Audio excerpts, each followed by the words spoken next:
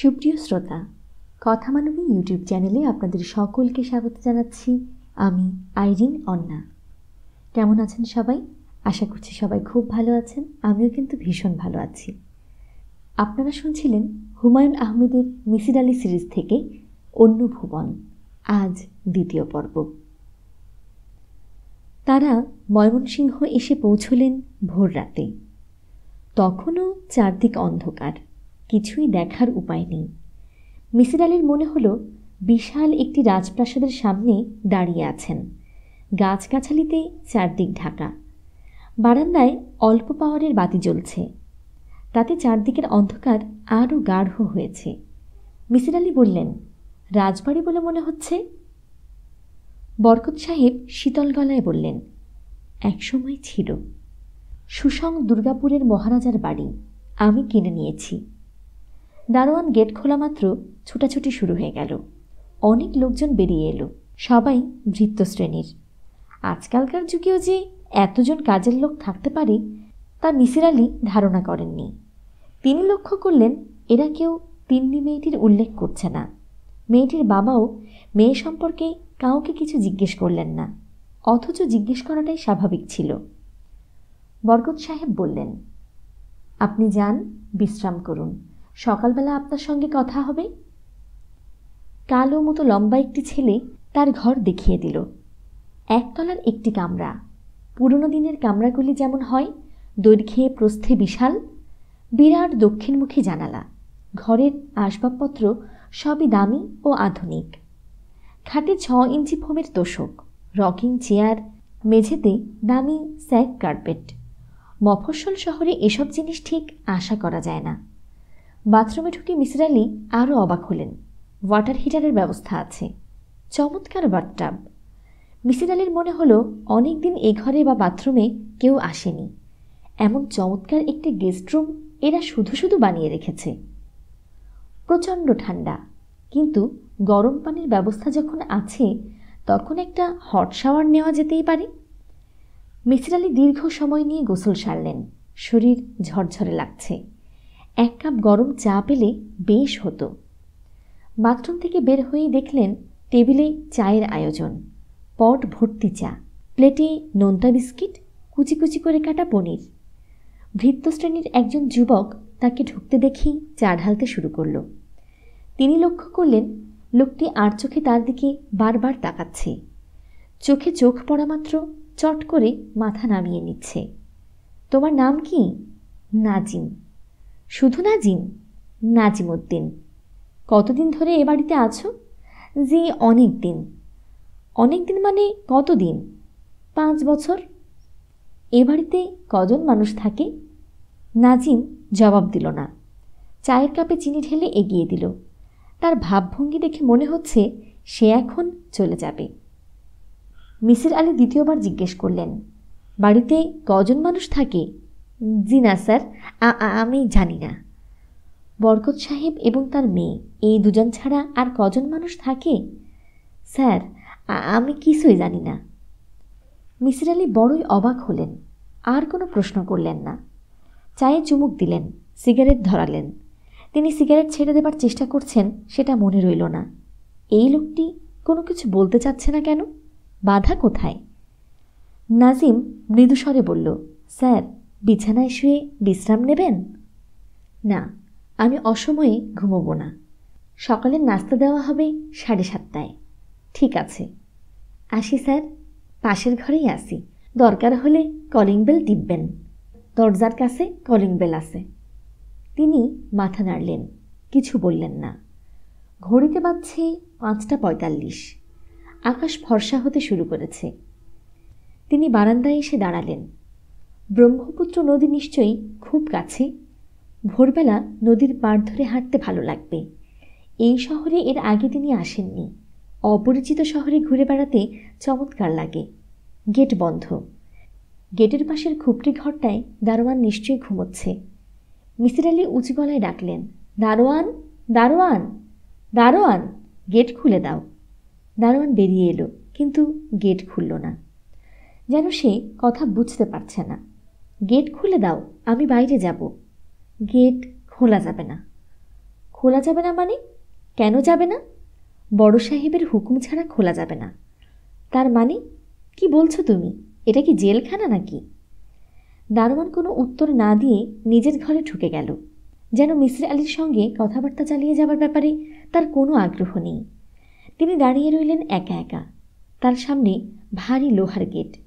সমস্ত বাড়িটিকে যে পাঁচিল ঘিরে রেখেছে তাও অনেকখানি উঁচু। সত্যি সত্যি জেলখানা জেলখানা ভাব। মিসির আলি আবার ডাকলেন, দারোয়ান, দারোয়ান। কেউ বেরিয়ে এলো না। ভোর 7টা পর্যন্ত মিসির আলি বাড়ির সামনের বাগানে চিন্তিত মুখে ঘুরে বেড়ালেন। এই সময়ের মধ্যে তিনি একটি গুরুত্বপূর্ণ বিষয় আবিষ্কার করলেন। এই বাড়িটি গাছগাছালিতে ভর্তি, কিন্তু কোনো গাছে পাখি ডাকছে না। শুধু যে ডাকছে না তাই নয়, কোনো গাছে পাখি বসে পর্যন্ত নেই। অথচ ভোরবেলার এই সময়টায় পাখির কিচিরমিচিরে কান ঝালাপালা হবার কথা। অথচ চারদিক কেমন নীরব, থমথমে। স্যার, আপনার নাস্তা দেওয়া হয়েছে। কোথায়? দোতলায়। চলো যাই। আমি যাব না স্যার। আপনি একা একা যান। ওই যে সিঁড়ি। সিঁড়িতে পা রেখে মিসির আলি থমকে দাঁড়ালেন। সিঁড়ির মাথায় একটি বালিকা দাঁড়িয়ে তীক্ষ্ণ দৃষ্টিতে তার দিকে তাকিয়ে আছে। মেয়েটি দারুণ রূপসী, মাথা ভর্তি কোঁকড়ানো চুল, টানা টানা চোখ, দেবী মূর্তির মতো কাটা কাটা নাক মুখ। মেয়েটি দাঁড়িয়েও আছে মূর্তির মতো, একটুও নড়ছে না, চোখের দৃষ্টিও ফিরিয়ে নিচ্ছে না। মিসির আলি বললেন, কেমন আছো তিন্নি? মেয়েটি মিষ্টি হেসে বলল, ভালো আছি। আপনি ভালো আছেন?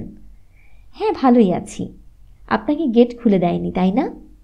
মিসির আলি উপরে উঠতে উঠতে বললেন, দারোয়ান বেটা বেশি সুবিধার না, কিছুতেই গেট খুলল না। দারোয়ান ভালোই, বাবার জন্য খোলেনি। বাবা গেট খুলতে নিষেধ করেছেন। তাই নাকি? হ্যাঁ, বাবার ধারণা গেট খুললেই আমি চলে যাব। তুমি বুঝি শুধু চলে যেতে চাও? না, চাই না, কিন্তু বাবার ধারণা আমি চলে যেতে চাই। মেয়েটি আবার মাথা দুলিয়ে হাসল। মেয়েটি এই দারুণ শীতেও পাতলা একটা জামা গায়ে দিয়ে আছে, খালি পা। মনে হচ্ছে সে শীতে অল্প অল্প কাঁপছে। তিন্নি, তোমার শীত লাগছে না? না। বলো কি, এই প্রচণ্ড শীত, তোমার ঠান্ডা লাগছে না? না। আপনি নাস্তা খেতে যান, বাবা আপনার জন্য অপেক্ষা করছে। দেরি হচ্ছে দেখে মনে মনে রেগে যাচ্ছে। তাই বুঝি?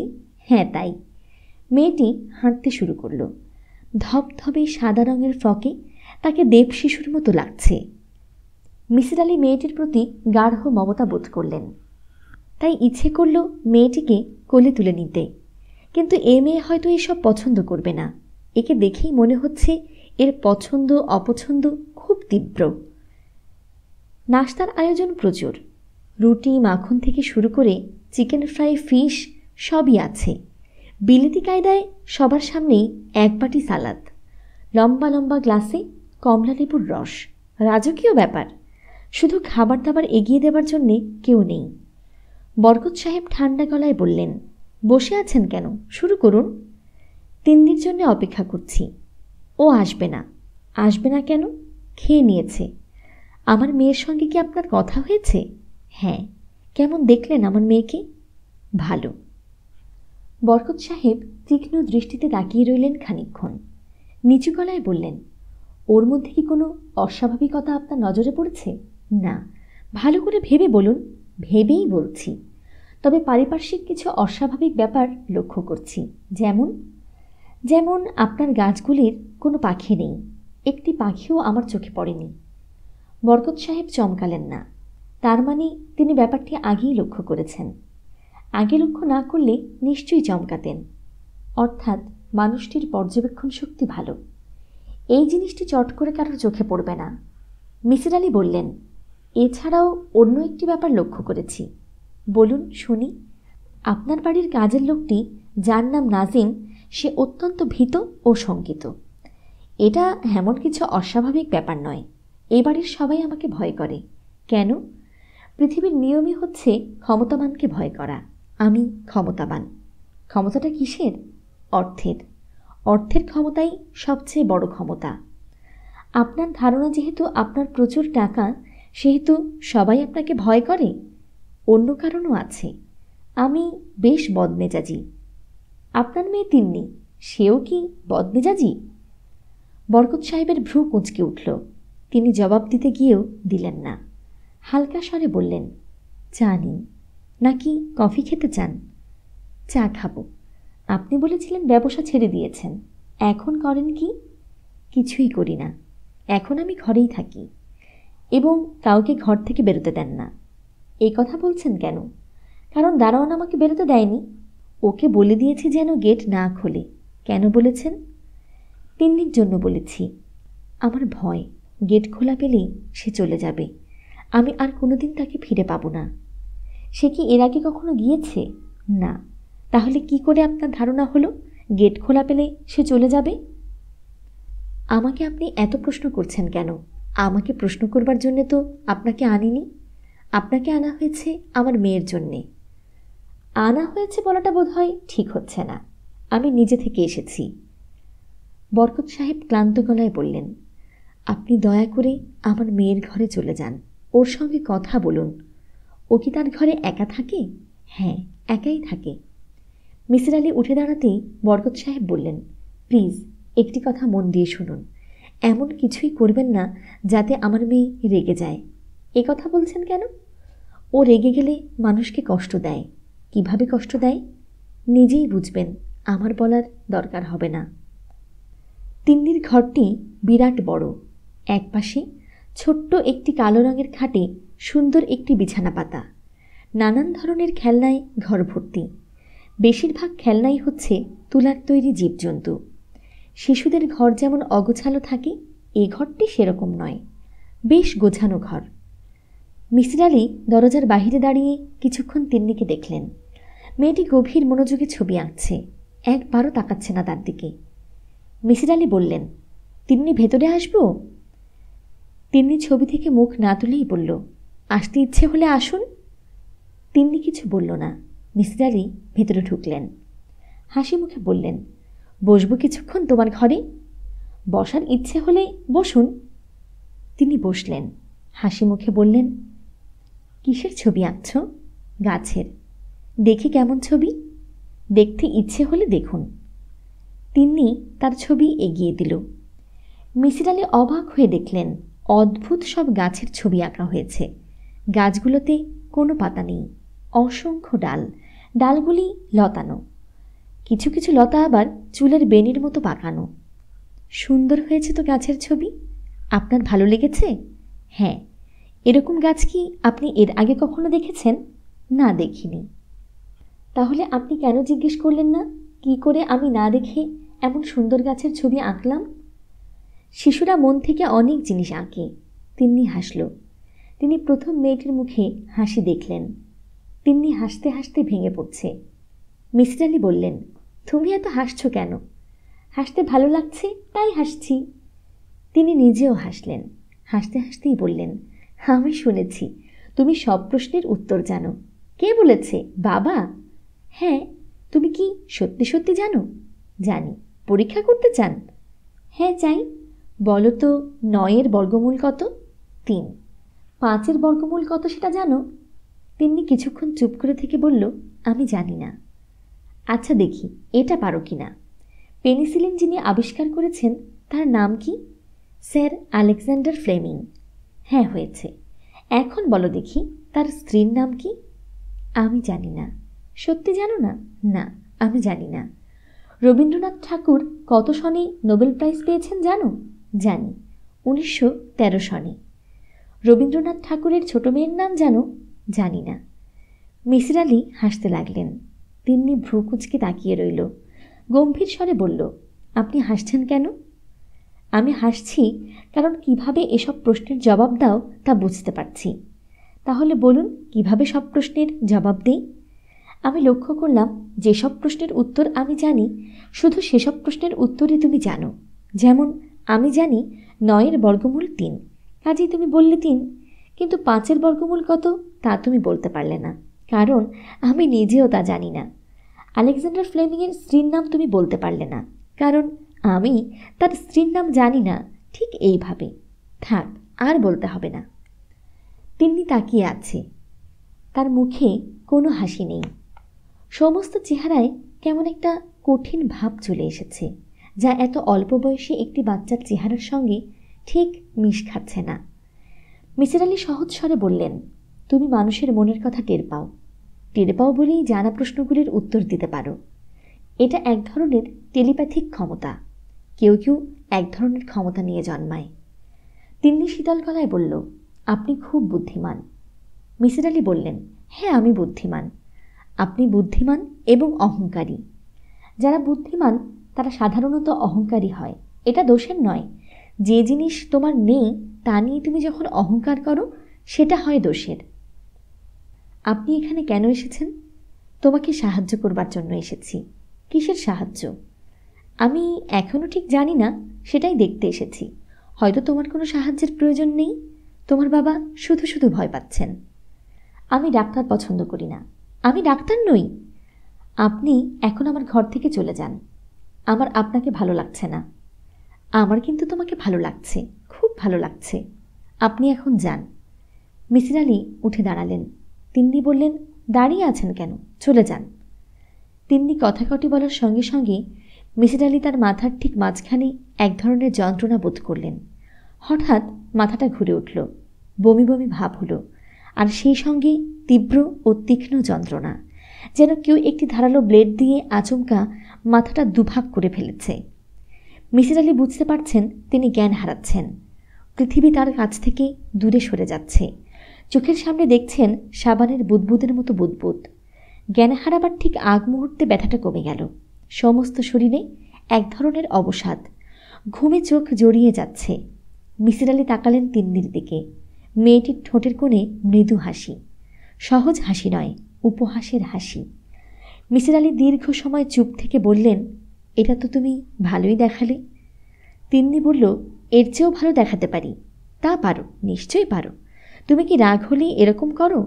হ্যাঁ, করি। আমি তোমাকে রাগাতে চাই না। কেউ চায় না। সবাই তোমাকে খুশি রাখতে চায়।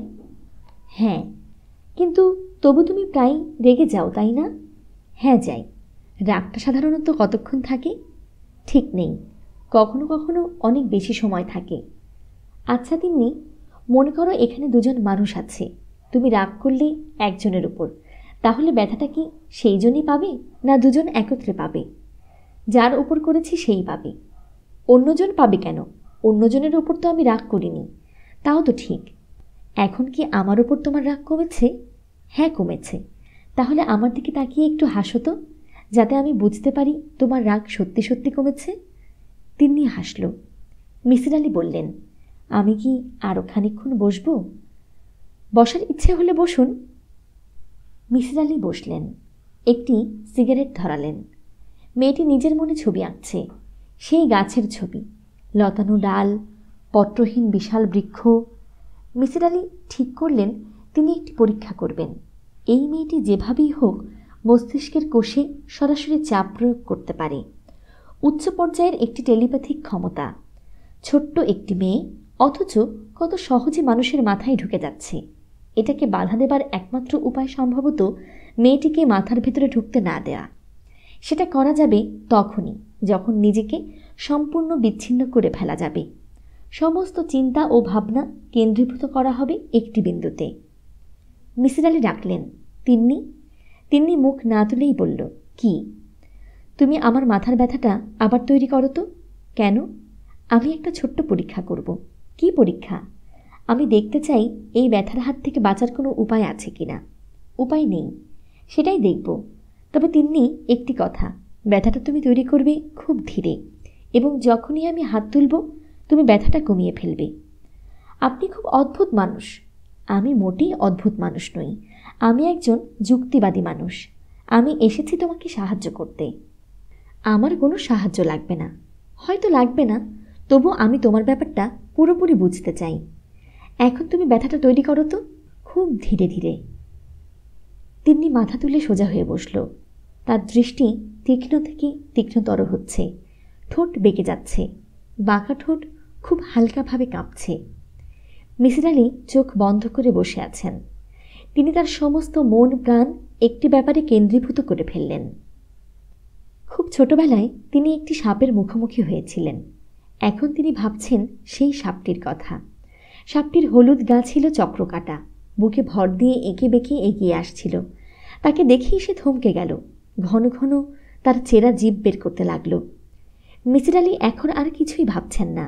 পৃথিবীতে ঠিক এই মুহূর্তে সাপের চেরা জিভ ছাড়া অন্য কিছুই নেই। তিনি জীবিত কি মৃত সেই বোধও তার নেই। তিনি কল্পনায় দেখছেন হলুদ রঙের কুৎসিত সাপের চেরা জিভ বাতাসে কাঁপছে। মিসির আলির চোখের দৃষ্টি ঘোলা হয়ে আসছে, কপালে বিন্দু বিন্দু ঘাম। তিনি ঘন ঘন নিঃশ্বাস ফেলছেন।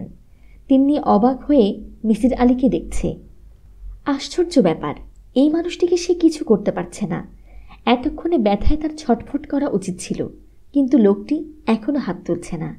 এর মানে কি এই যে সে ব্যথা পাচ্ছে না? তা কি করে সম্ভব? তিন্নি ব্যথার পরিমাণ অনেক দূর বাড়িয়ে দিল। তার নিজের মাথায় এখন ঝিমঝিম করছে। মিসির আলি হাত তুললেন। তিনি পরীক্ষায় পাশ করেছেন। মিসির আলি দুর্বল গলায় বললেন, তিন্নি, আমি এখন যাই, তোমার সঙ্গে পরে কথা হবে। তিন্নি জবাব দিল না, অবাক চোখে তাকে দেখতে লাগল। মিসির আলি বললেন, তিন্নি, আমি কি তোমার আঁকা ছবিগুলো নিয়ে যেতে পারি? কেন? আমি নিজের ঘরে বসে সময় নিয়ে ছবিগুলো দেখব। তাতে কি হবে? তোমাকে বুঝতে সুবিধা হবে। তিন্নি তার হাতে এক গাদা ছবি তুলে দিল। মিসির আলি সিঁড়ি বেয়ে নেমে গেলেন। ক্লান্তিতে তার পা ভেঙে আসছে, ঘুমে চোখ জড়িয়ে আসছে। তিনি পেছনে ফিরলেন। তিন্নি ছাদে উঠে গেছে। তার মাথার উপর চক্রাকারে কয়েকটি পাখি উড়ছে। আশেপাশে পাখি নেই, কিন্তু এই মেয়েটির মাথার উপর পাখি উড়ছে কেন? শালিক পাখি কিচমিচ শব্দ করছে। মেয়েটিকে দেখে মনে হয় সেও কিছু বলছে পাখিদের। এত রহস্য কেন? মিসির আলি নিজের ঘরের দিকে এগোলেন। তার মন ভারাক্রান্ত। তিনি নিজের ভেতর এক ধরনের অস্থিরতা বোধ করলেন। সারাটা দিন তিন্নি ছাদে কাটালো। একবার এ মাথায় যাচ্ছে, আরেকবার ও মাথায়। মাঝে মাঝে বিড়বিড় করে নিজের মনের কথা বলছে এবং হাসছে। শীতের দিনের রোদ দুপুরের দিকে খুব বেড়ে যায়। সারা গা চিড়বিড় করে, কিন্তু মেয়েটি নির্বিকার, হাঁটছে তো হাঁটছেই। রহিমা দুপুরে ছাদে এসে ভয়ে ভয়ে বলেছিল, ভাত দিছি, খেতে আসেন। তিন্নি কোনো কথা বলেনি। রহিমা খানিকক্ষণ দাঁড়িয়ে থেকে চলে গেছে। তিন্নি বুঝতে পারছে সিঁড়ি দিয়ে নামার সময় রহিমা মনে মনে বলছে, পিশাচ পিশাচ, মানুষ না, পিশাচ। তিন্নির খানিকটা রাগ লাগছিল, কিন্তু সে সামলে নিল। সবসময় রাগ করতে ভালো লাগে না। তার নিজেরও কষ্ট হয়, চোখ জ্বালা করে। রহিমার মা চলে যাবার পরপরই বরকত সাহেব এলেন। তিনি কোনো কথা বললেন না। চিলেকোঠার কাছে মাথা নিচু করে দাঁড়িয়ে রইলেন। তিন্নির মন খারাপ হয়ে গেল। বাবা আগে তাকে ভয় পেতেন না, এখন পান, খুবই ভয় পান। অথচ সে বাবাকে একদিনও ব্যথা দেয়নি, কোনো দিন দেবেও না। তিন্নি, কি বাবা? ভাত খেতে এসো। আমার খিদে নেই বাবা। যেদিন খুব রোদ ওঠে সেদিন আমার খিদে হয় না। বরকত সাহেব ছোট্ট একটি নিঃশ্বাস ফেললেন। সেই নিঃশ্বাসের শব্দ শুনে তিন্নির আরও মন খারাপ হয়ে গেল। তিন্নি, কি বাবা? যে ভদ্রলোক এসেছেন তার সঙ্গে কি তোমার কথা হয়েছে? হ্যাঁ হয়েছে। তাকে তোমার কেমন লেগেছে? ভালো। তাহলে তাকে ব্যথা দিলে কেন? আমি কিছুক্ষণ আগে একতলায় গিয়েছিলাম, ভদ্রলোক মরার মতো পড়ে আছেন। তিন্নি জবাব দিল না। বরকত সাহেব বললেন, তুমি জানো উনি কী জন্যে এসেছেন? জানি, উনি আমাকে বলেছেন তুমি লক্ষ্মী মেয়ের মতো তোমার যত কথা আছে সব ওনাকে বলবে, কিছুই লুকোবে না। আচ্ছা, তোমার স্বপ্নের কথাও বলবে। উনি বিশ্বাস করবেন না, হাসবেন। না, হাসবেন না। উনি একজন অত্যন্ত বুদ্ধিমান মানুষ। তোমার সব কথা উনি বুঝবেন। আমি যা বুঝতে পারিনি উনি তা পারবেন। তিন্নি বলল, উনি কি গাছের মতো জ্ঞানী? বরকত সাহেব মৃদুস্বরে বললেন, তোমার গাছের ব্যাপারটা আমি জানি না তিন্নি, কাজেই বলতে পারছি না গাছের মতো জ্ঞানী কিনা। আমার ধারণা গাছের জীবন থাকলেও তা খুব নিম্ন পর্যায়ের। জ্ঞান বুদ্ধির ব্যাপার সেখানে নেই। বাবা, বলো মা, আমার স্বপ্নের ব্যাপারটা কি আজই ওনাকে বলবো? না, আজ না বললেও হবে, কাল বলো। আজ ভদ্রলোক ঘুমোচ্ছেন, আমার মনে হয় সারাদিনই ঘুমোবেন। তুমি ব্যথা দেবার পর উনি অসুস্থ হয়ে পড়েছেন। তিন্নি লজ্জিত হলো, কিছু বলল না। বরকত সাহেব বললেন, তুমি কি ছাদেই থাকবে? হ্যাঁ, তুমি যাও, ভাত খাও। বরকত সাহেব নেমে গেলেন।